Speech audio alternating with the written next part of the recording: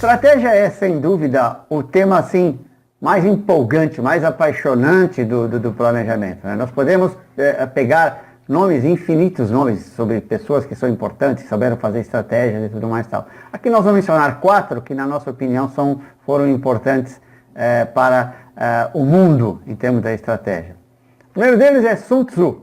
Sun Tzu foi um general chinês que viveu no período ano 500, por volta do ano 500 a.C., e que deixou um legado maravilhoso em termos de estratégia. Até hoje, a sua obra, A Arte da Guerra, é lida, relida e serve como livro de cabeceiro para trilhões de pessoas que se empolgam e que têm que trabalhar com as estratégias.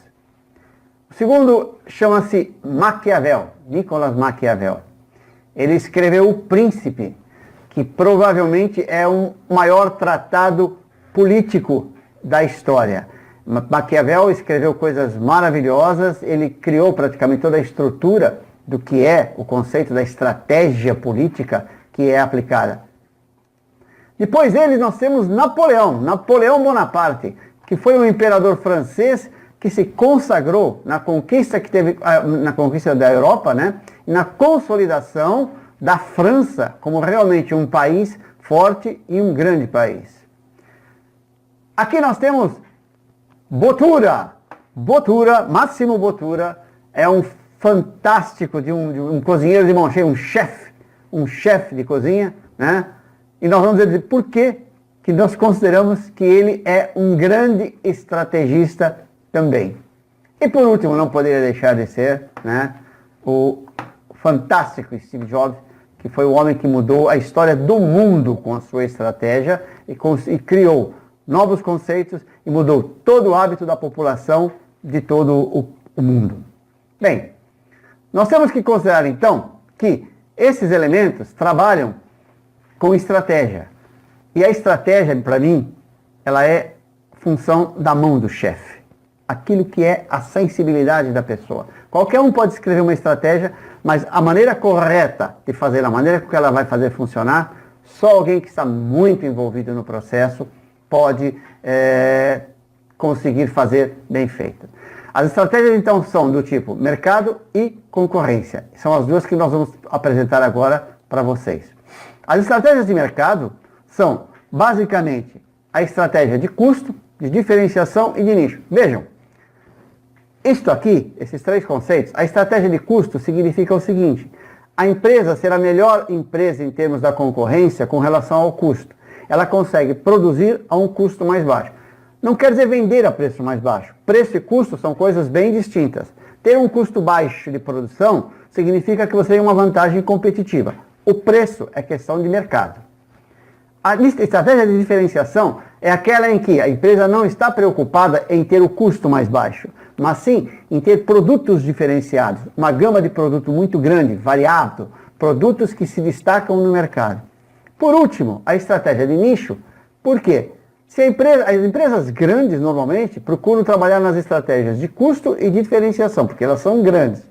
As pequenas não têm capacidade de trabalhar nessas duas estratégias, então preferem o nicho. Nicho é um segmento, é um pedaço do mercado que é rentável, que interessa para a empresa.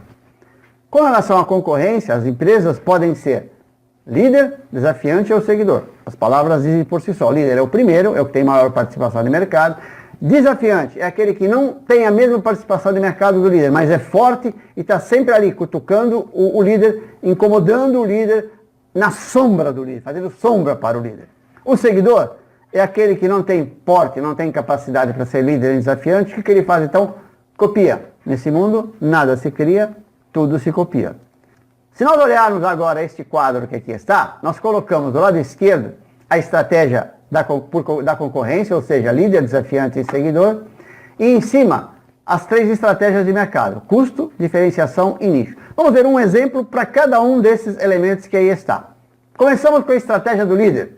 O que é que faz um líder ser líder em termos de custo, numa estratégia de custo? Veja bem, estratégia de custo quer dizer, ele tem o menor custo do mercado. A palavra-chave aqui é escala. O que quer dizer escala? Quantidade, volume de produção. O líder para implantar uma estratégia de custo, tem que ter um altíssimo volume de produção. As melhores máquinas, as mais produtivas, as mais fortes. O líder, atenção agora, o líder na estratégia de diferenciação, que é aquela que requer vários produtos com designs diferentes, cores diferentes, modelos diferentes, aí é diferente. O líder tem que ter pesquisa e desenvolvimento, é claro, para poder lançar produtos novos a todo momento, para poder criar designs novos, etc. Tem que ter uma área de pesquisa muito boa e uma área de desenvolvimento de produto muito forte. Por último, o líder no nicho, isso é, um segmento pequenininho que nós temos lá, eu quero ser líder naquilo porque o segmento me interessa, ele é rentável, eu tenho que ter foco, ou seja, eu tenho que olhar muito, calibrar bem o meu foco naquilo que é o que me interessa, o ponto nevrálgico para mim. Já o desafiante é o seguinte, o desafiante na área de custos, vejam bem, o desafiante ele não tem a escala que tem o líder, a capacidade de produção dele é melhor, então, mas tem que ter uma produtividade alta. Para ser desafiante, ele tem que ser muito produtivo, porque assim ele também consegue ter custos competitivos. Já na diferenciação, a pesquisa e desenvolvimento, o investimento em pesquisa e desenvolvimento é muito grande do líder. Ele não pode, o desafiante não pode gastar tanto. Então ele segmenta. Ele não vai em todos os caminhos em que o líder está. Ele vai em alguns desses segmentos onde ele vai conseguir competir com o líder. Por último, no nicho, né, o desafiante, para ser bom no nicho, claro que ele vai ter o foco, mas ele tem que ter uma adaptação. Capacidade de ir se adaptando às mudanças daquele nicho para atender cada vez melhor os seus consumidores. O terceiro, o seguidor. O seguidor ele tem que ser necessariamente, quando tratamos de custo, barateiro. Não tem jeito. Ele não tem escala, não tem produtividade, ele tem que ser barateiro. Na diferenciação, o seguidor, ele não tem pesquisa e desenvolvimento, ele não tem uma boa segmentação, não consegue atender segmento. Então o que ele faz? Ele é clonador. Ele copia. Nesse mundo nada se faz, tudo se copia.